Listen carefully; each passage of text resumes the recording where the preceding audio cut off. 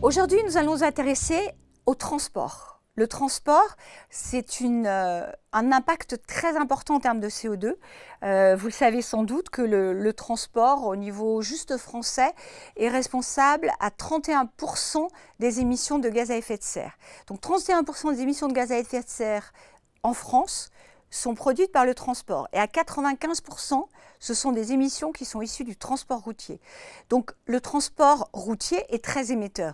Le transport maritime l'est aussi, le transport aérien l'est encore plus, et le transport à vélo l'est beaucoup moins, ou le transport en camion électrique l'est beaucoup moins. Ce qui est plus compliqué pour vous dans le cadre de votre industrie puisque vos produits viennent de loin.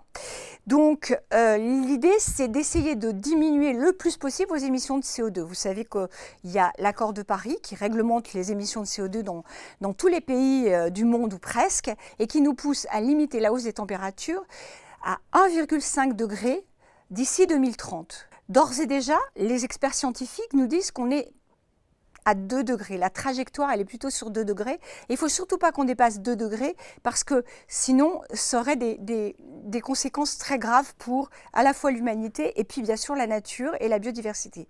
Donc l'ensemble des entreprises sont contraintes par les États justement à respecter ces 2 degrés et à limiter leurs émissions de gaz à effet de serre. Donc les émissions de gaz à effet de serre, elles sont liées évidemment à l'énergie, mais aussi beaucoup, comme on vient de le voir, au transport. Si vous passez par la voie maritime, le transport est beaucoup moins impactant que si vous passez par l'aérien.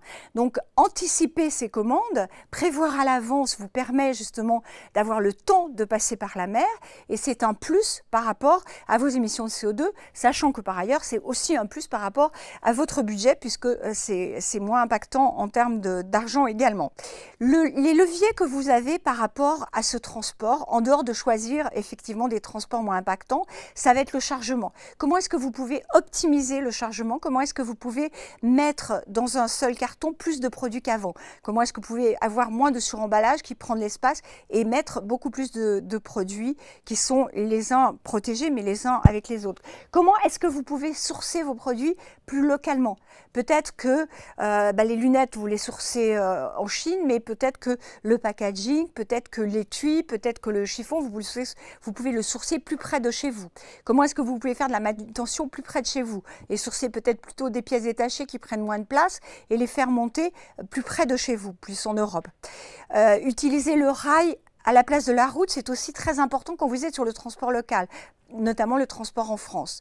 Si c'est possible, essayez de passer par le rail. Et puis quand on est sur le transport très local, c'est-à-dire quand on veut livrer les distributeurs qui sont sur Paris ou ailleurs, on peut utiliser après des transports électriques ou des transports moins impactants en termes de CO2. Alors, je vous parlais du vélo au départ. Il y a aujourd'hui des livraisons en porte-à-porte qui se font en vélo, dans Paris par exemple. Ce que je vous recommande, c'est d'aller voir par exemple les exemples qu'on a sur la fiche pratique. On a Friendly Frenchy qui a fait beaucoup de choses au niveau du transport, notamment au niveau de l'optimisation des chargements.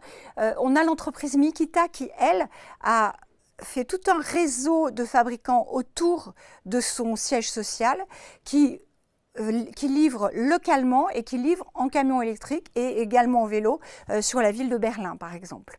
Voilà, ça ce sont quelques exemples et vous allez pouvoir trouver plein d'autres choses intéressantes, notamment il existe en France des mécanismes qui peuvent aussi vous aider financièrement à optimiser vos transports. Je vous laisse regarder cette fiche pratique et je vous dis à bientôt pour une autre fiche pratique.